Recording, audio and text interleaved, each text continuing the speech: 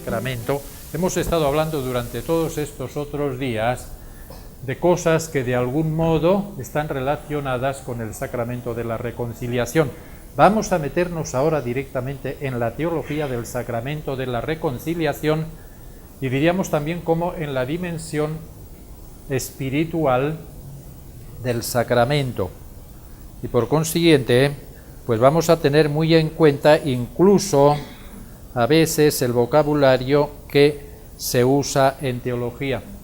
Lo primero que nos dicen es que el sacramento de la reconciliación es un acontecimiento importante en la vida de la persona. Y toda vida de la persona está metida en medio de una familia y está metida en medio de una sociedad. Todo esto tiene repercusiones en la familia y tiene repercusiones en la sociedad.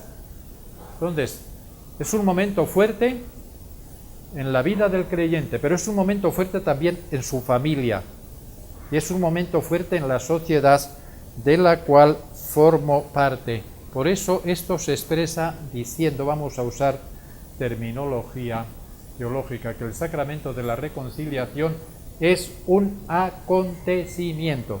Esto es lo que significa acontecimiento, algo importante que sucede en mi vida y por consiguiente algo importante que va a tener repercusiones en mi familia, porque ahí vivo yo, ahí hago mi vida, y en la sociedad de la cual formo parte. Nos dicen también que es un acontecimiento, vamos a usar estas dos palabritas, salvífico religioso. Vamos a explicar qué significa eso.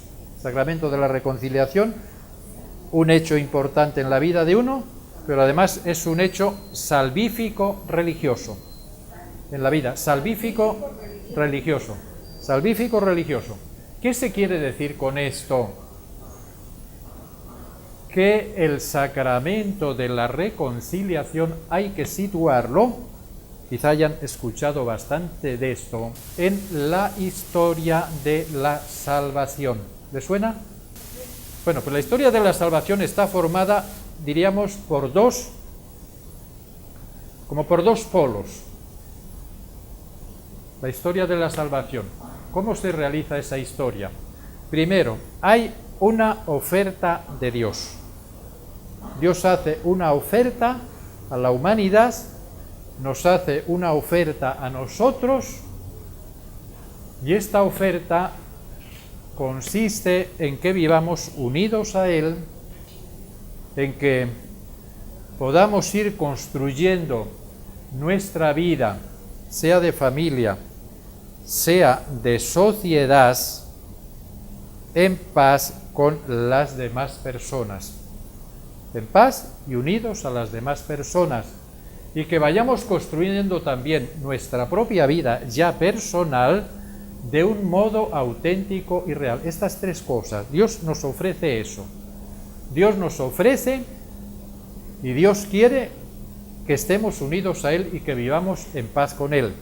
Y Dios quiere que entre todos estemos también unidos. Dios no quiere las guerras, Dios no quiere las divisiones, Dios no quiere los enfrentamientos, Dios no quiere las violencias, Dios no quiere las desuniones. No, Dios quiere todo lo contrario. Y Dios quiere que yo me realice realmente del modo más perfecto como persona. Y la persona perfecta no es la que es violenta, o la que es alcohólica, o la que es ladrona, o la que es corrupta, o la que es mentirosa, o la que es egoísta, o la que es depredadora de otras personas, o la que anda engañando por ahí a los demás, o la que es irresponsable. No podemos decir que eso es la persona perfecta. La persona perfecta es todo lo contrario. La que es honesta, la que es responsable, la que es trabajadora, la que es pacífica, la que defiende y promueve la justicia, la que trabaja por la paz, la que va construyendo lazos de unión entre las personas. Esa es la persona auténtica. Entonces, Dios nos ofrece esto. Historia de la salvación. Primero hay una oferta de Dios, ofrece esto. El otro polo, la otra parte, respuesta del hombre. El olvido de Dios, el no tener en cuenta a Dios, el actuar de modo distinto, el pelearse entre ellos, el romper los lazos de unidad, el ejercer violencia, el ser injustos unos con otros, el aprovecharse unos de otros, el explotarse unos a otros, el engañarse unos a otros. Entonces, a través de esos dos polos se va haciendo la historia de la salvación. Bueno, esto se repite constantemente en la historia y Dios nos lo ofrece también a nosotros personalmente. Dios nos ofrece eso. Dios nos ofrece el que quiere ser nuestro Dios. Dios quiere que estemos unidos a Él. Y Dios quiere, como les decía, pues que en familia vivamos como familias unidas. Y como sociedad vivamos como sociedad unida. Y después nos realicemos como personas. Nuestras respuestas muchísimas veces no se corresponden a esos deseos de Dios. Esta es la historia. Esta es la historia.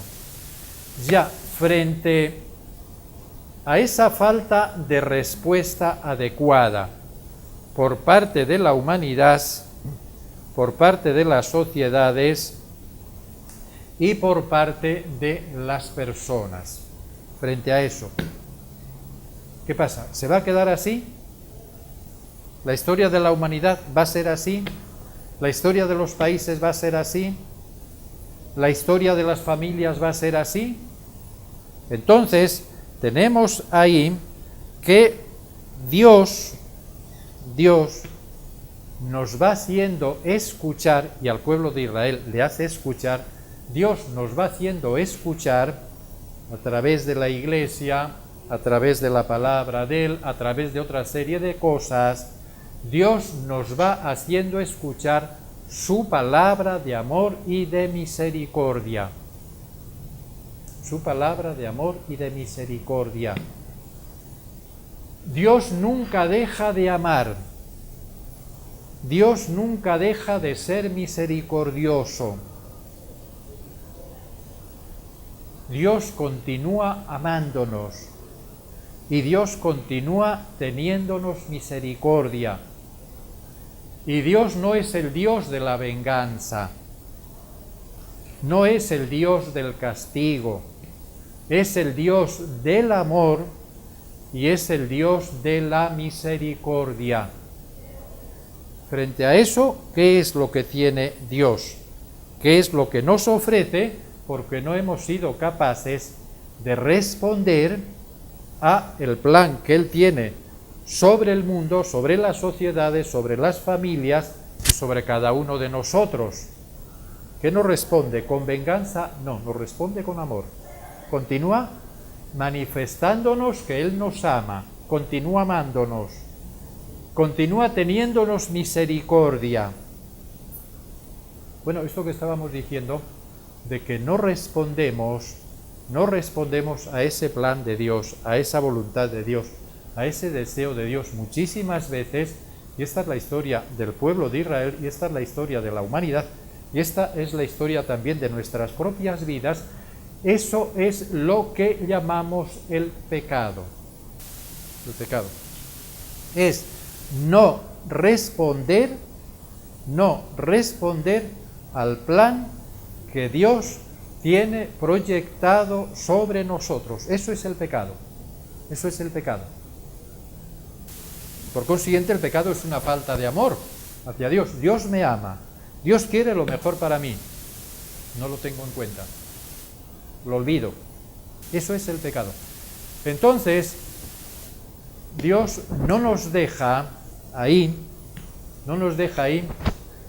con nuestras contradicciones, con nuestros pecados, sino, como les indicaba antes, nos ofrece su amor y su misericordia a través de la predicación, a través de nuestra propia conciencia, a través de lo que vamos recordando, a través de las celebraciones de estos tiempos fuertes, el tiempo de Cuaresma, nos ofrece su amor y su misericordia. Y nos está invitando a la reconciliación con Él. Nos hemos irreconciliado, nos está invitando a eso. Él siempre está dispuesto a reconciliarse con nosotros. Somos nosotros los que debemos ahora dar el paso de intentar reconciliarnos con Él. Y para esto nos llama a la conversión. Yo no puedo reconciliarme con Dios si yo continúo pensando del mismo modo, si yo continúo actuando del mismo modo, si yo continúo viviendo del mismo modo. Yo no puedo hacer la paz con mi familia si hemos roto la unidad en la familia, si continúo pensando lo mismo y si continúo actuando del mismo modo. Tengo que cambiar, tengo que convertirme. Bueno, nos invita a eso, nos ofrece el que de nuevo podemos recomenzar a construir la historia según sus planes, es decir, nos ofrece esto, vamos a borrar esto, comenzamos de nuevo, pero tenemos que convertirnos. Y nos va moviendo, porque al fin de cuentas Dios es el que nos mueve, nos va moviendo. Yo me siento pecador, yo siento que he ofendido a Dios, yo siento que he herido a otras personas, yo siento que he organizado mi vida de un modo inadecuado, y entonces lo único que me queda para poder reconciliarme con Dios, además de convertirme, es el pedir perdón. Y Dios me va moviendo a que pida perdón, Y la respuesta de Dios a esta petición de perdón, a este deseo de perdón, la respuesta de Dios está en que Dios me perdona. En que Dios me perdona. En que Dios me perdona. Hay un salmo al que se hace referencia, no recuerdo yo qué salmo es,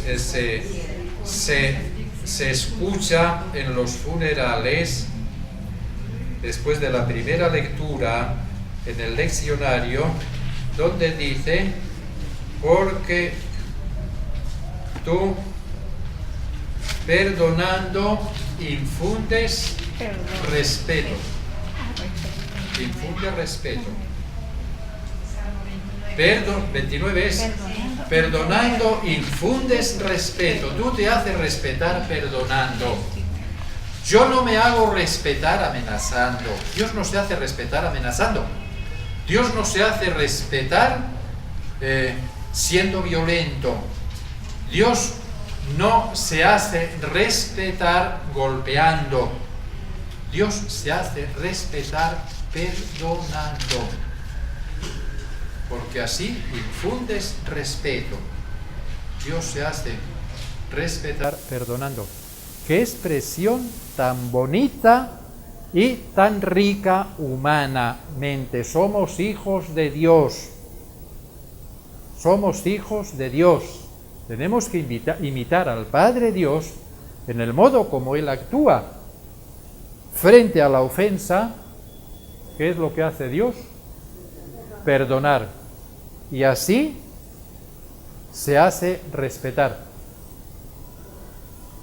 Aquí uno puede plantearse, decir, bueno, ¿y dónde queda la justicia? Entonces quedamos impunes, eso que se habla de impunidad. Hemos cometido una serie de cosas, hemos cometido una serie de errores,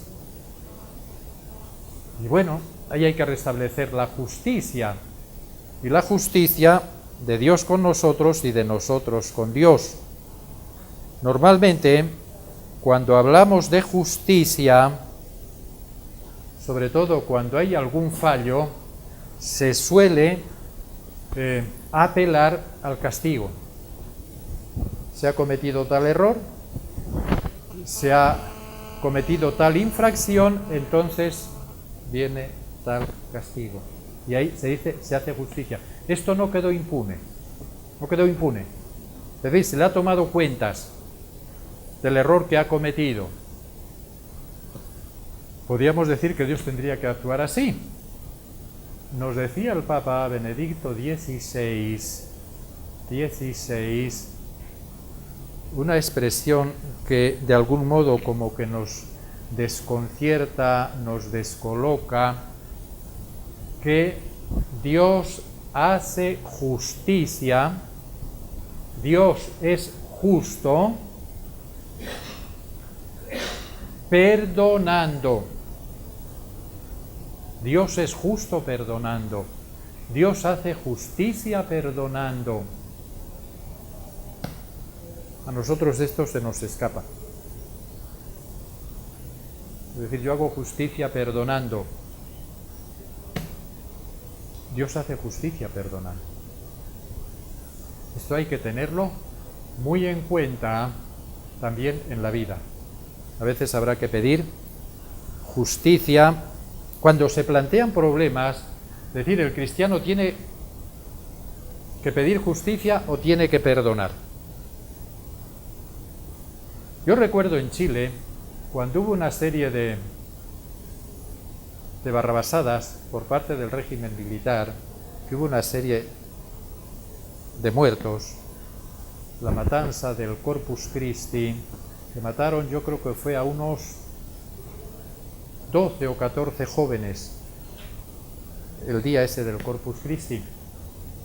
Era toda una trama, los habían encontrado con armas, bueno, las historietas estas que oímos tan frecuentemente. Total, los ejecutaron en distintos lugares. Claro, eso causó como una reacción muy fuerte en la población. Pues yo creo que era todo un amaño, que quería eliminarlos y usó eso. Entonces, una gran cantidad de gente decía, ni olvido ni perdón, paredón. Ante esto, ni olvido ni perdón, paredón. Paredón. Entonces, decía, bueno, ¿y los cristianos frente a esto qué? ¿Qué tenemos que hacer? ¿Cómo tenemos que reaccionar? Y le preguntaron también a los obispos,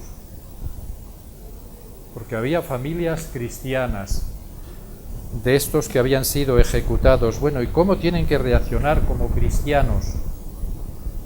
Entonces le preguntaron a los obispos, ¿y los cristianos frente a esto cómo tienen que reaccionar? Porque decían, bueno, primero tienen que reconocer los actores de estas masacres, tienen que reconocer su error para que se les perdone. Tienen que reconocerse culpables. Y dijeron los obispos, que esto parece que lo olvidamos también, Cristo desde la cruz no puso ninguna condición para perdonar. Esto lo olvidamos con frecuencia. Cristo desde la cruz no puso ninguna condición. No, que tienen que reconocer el que me están matando. No, no puso ninguna condición. Que tienen que pedirme perdón. No puso ninguna condición. Decían los obispos. Cristo, y es al que hay que mirar, por eso cantábamos, mira allá, en el Calvario, en la roca hay una cruz. Cristo no puso ninguna condición para perdonar. El cristiano tampoco tiene que poner ninguna condición para perdonar. Pero, aquí viene otra cosa, que tampoco se puede olvidar.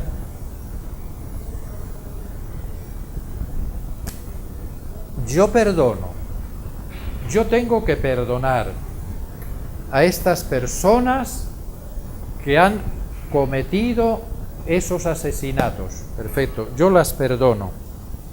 Y entonces, hasta ahí llega. Y uno dice, no, usted tiene que pedir justicia. ¿Por qué? Porque la justicia a veces se convierte o se equipara a venganza. No para vengarse. Usted tiene que pedir justicia no para vengarse. ¿Para qué? Porque eso que han cometido estas personas no puede quedar impune porque van a cometer otros delitos igual.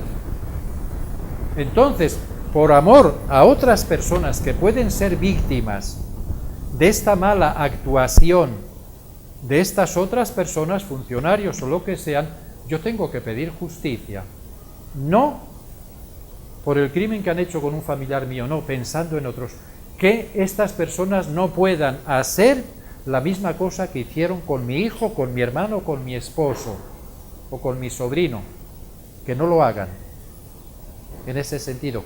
Y el cristiano tiene la obligación de exigir justicia, en ese orden, de exigir justicia.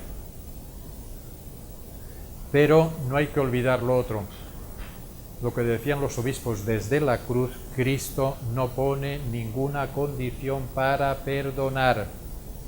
Es que yo perdono si la otra persona reconoce que me insultó.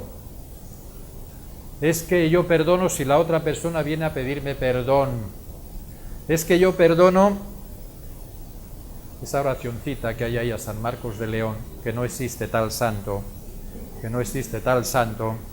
donde que el otro se ponga aquí de rodillas, y como el león se puso ahí de rodillas delante de San Marcos, que entonces que venga mi esposo, que venga mi hijo, que venga el otro y se ponga aquí también de rodillas. Eso no tiene nada de cristiano, esa oración. Nada, nada. Y por otra parte, San Marcos de León no existe. Es la pintura con la que se representa al evangelista San Marcos. Y se le representa al evangelista con un león allá. ¿Por qué? Porque se representan a los 4 evangelistas, se representa a San Marcos con un león allí, se representa a San Lucas con una cabeza de toro, se representa a San Juan con un águila y se representa a San Mateo con una cabeza de un hombre. Entonces, eso hace referencia a cómo comienza cada uno de los evangelios. San Marcos comienza en el desierto. El animal del desierto en Palestina era el león. Entonces se pone ahí el león. San Lucas comienza con el sacrificio que se está haciendo en el templo por parte de Zacarías. Y los sacrificios era que había que sacrificar algún toro, algún animal. Y se pone ahí la cabeza de ese animal. San Mateo comienza con el origen humano de Jesús. Se pone la figura de una persona humana allí, al lado de San Mateo. Y San Juan, como dicen que es tan profundo y tan elevado, y el ave que más alto volaba se pensaba que era el águila, entonces se le pone la figura del águila y se le representa con el águila. Pero sí, esa oración no tiene nada de cristiana. No tiene nada de cristiana, y lo que les decía, San Marcos de León no existe. San Marcos con el león. El único San Marcos de León que hay es un hostal, un hotel que hay en la ciudad de León que se dice San Marcos de León. Es lo único que hay. El único San Marcos que hay es el evangelista, pero no es de León. Bueno, vamos avanzando un poquito más. Entonces, situamos el sacramento de la reconciliación en la historia de la salvación o la historia de las relaciones de la humanidad con Dios. Con Dios. Fallamos, no estamos a la altura, bueno, pues hay que rehacer de nuevo esas relaciones con Dios. Y hay que reemprender de nuevo el esfuerzo para vivir unidos a Dios, vivir unidos con los demás y realizarme yo como persona. Y eso lo hago porque si no escucho la palabra de misericordia de Dios y la palabra de amor, y si me doy cuenta de que he cometido errores, ¿qué es lo que pasa con Judas? ¿Qué es lo que pasó con Judas? Judas reconoce el error que ha cometido. Judas reconoce que es responsable de la muerte de Jesús. Hasta ahí llegamos muchísimas veces. Pero Judas no escucha la palabra de amor y de misericordia de Dios. Y como no escucha la palabra de amor y de misericordia, que a pesar de tus pecados, que a pesar de tus errores, que a pesar de tus contradicciones, que a pesar de tus negaciones, Dios te continúa amando y Dios siempre tiene misericordia de ti, como eso lo ha olvidado Judas, la única salida que le queda, ¿cuál es? El suicidio no tiene sentido ninguno mi vida. No tiene sentido ninguno mi vida. Reconoce que ha cometido un error grande, que ha hecho daño a la comunidad de los discípulos de Jesús, que él ha actuado muy mal, se da cuenta que no ha tenido en cuenta tampoco la voluntad del Padre Dios, y hasta ahí llega. No ve, diríamos, posibilidad de rehacer su vida. Y como no ve posibilidad de rehacer su vida, porque se ha olvidado o nunca lo percibió de que Dios ama, por encima de todo nos ama, como no encuentro salida, pues elimino o acallo la angustia que llevo, o el vacío que siento, o el sufrimiento que tengo ahí, lo aquieto con el licor, o lo aquieto con la droga, o lo aquieto con el juego, o lo aquieto con el sexo. Es la misma posición de Judas. Es decir, yo puedo de nuevo comenzar a rehacer mi vida. Tengo que volver a darme cuenta de que a pesar de todo esto, Dios me ama. Y yo soy hijo de Dios. Y Dios es misericordioso. Y Dios tiene misericordia de mí. Y Dios está deseando que yo me reconcilie de nuevo con Él. Me ofrece su reconciliación. Pero soy yo el que tengo que dar el paso. Para esto, como indicábamos antes, tengo que convertirme. Tengo que dejar de lado el modo como he vivido hasta ahora. Y tengo que convertirme y tengo que pedirle perdón a Dios. Y Dios me va a responder perdonándome en el sacramento de la reconciliación. Ahí viene al final, viene el perdón de Dios y viene el sacramento de la reconciliación. Sacramento del perdón, sacramento de la recreación de la persona. Comienzo de nuevo a recrearme, comienzo de nuevo a rehacerme, comienzo de nuevo a construirme como la persona que Dios ha querido que yo sea.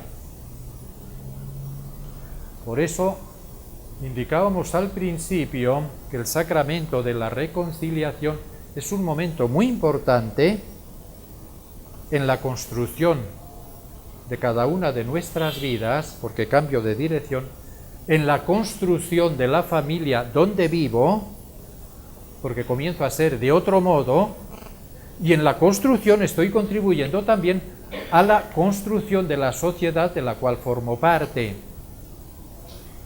Hay una serie de críticas que se hacen a la Iglesia. Es que la Iglesia es así, es que la Iglesia cometió este error, es que los obispos hablaron lo que no tenían que hablar o callaron cuando no tenían que callar, es que el otro sacerdote se le acusa de tal cosa. Hay una serie de acusaciones. Sí, eso es parte de la Iglesia, si es que es cierto, eso es parte de la Iglesia. Oiga, pero parte de la vida de la Iglesia es esta lucha que miles, millones de personas están llevando dentro de ellas mismas. Es este esfuerzo que se está haciendo a través del mundo. Eso es Iglesia. Eso es Iglesia. Esa persona que se está arrepintiendo y esa persona que quiere cambiar su vida. Y esa persona que quiere ser útil a la sociedad, y esa persona que quiere de nuevo restablecer la amistad con Dios. Eso es Iglesia, y eso quizá es la Iglesia más viva, y quizá es la Iglesia más fuerte. Y esto no aparece, esto no se conoce. Uno sí lo conoce a través de la labor del confesionario. Y uno dice lo que esta persona está luchando, el esfuerzo que esta persona está haciendo, el sacrificio que le ha supuesto el ir superando tal cosa y tal cosa, la lucha en que está metida, y eso es en secreto.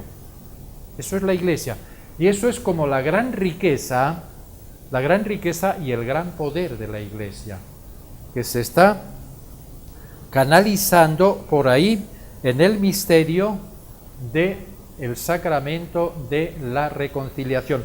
Por eso recuerdan ustedes que al principio decíamos que el sacramento de la reconciliación era el tribunal, ¿recuerdan?